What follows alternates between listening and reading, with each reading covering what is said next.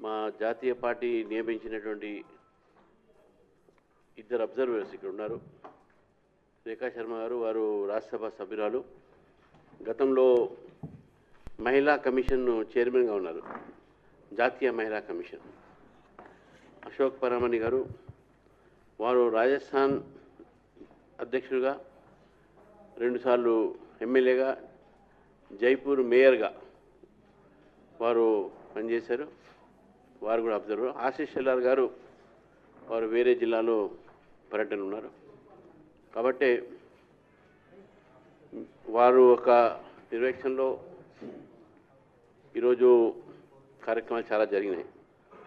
మేనిఫెస్టోలో మేము ఈసారి ఒక ఫుల్ ఫ్లెడ్జ్డ్ మేనిఫెస్టో కూడా తీసుకురావడం జరిగింది. మాకు పూర్తి నమ్మకం ఉన్నది, ఈరోజు తెలంగాణలో మున్సిపాలిటీస్లో భారతీయ జనతా పార్టీ గెలుస్తుంది. మీ గెలిచిన వెంటనే మీ వస్తే అధికారంలో కాదు, ఇక్కడ మీ వస్తాము అధికారంలో మున్సిపాలిటీస్లో మేము ఏమేం పనులు చేస్తామని చెప్పినాం. దానికి కొన్ని హైలైట్స్ మాత్రం మీకు చెప్తాను, ఎందుకంటే 2-3 రాజకీయ పాయింట్లు కూడా మాట్లాడాలి కాబట్టి.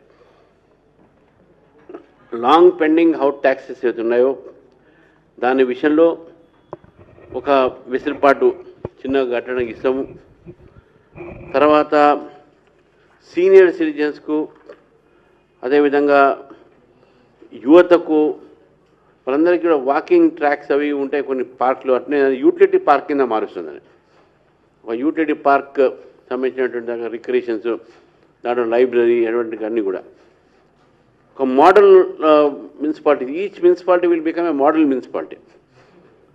ఎంక్రోచ్మెంట్స్ కూడా కానీ, గవర్నమెంట్ ల్యాండ్స్ కానీ, మున్సిపల్ ల్యాండ్స్ కానీ ఎక్కడ కూడా కబ్జాలకు మేము చావు చేయము. దానికి ఒక వెసులుబాటు చేయము, సీరియస్ యాక్షన్ తీసుకుంటాం.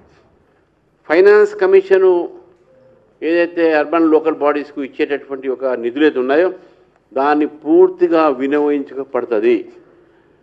ఇప్పటిలానే డైవర్షన్ అవి ఉండవు. అవినీతి రహితమైనటువంటి ఒక పరిపాలన ఉంటుంది.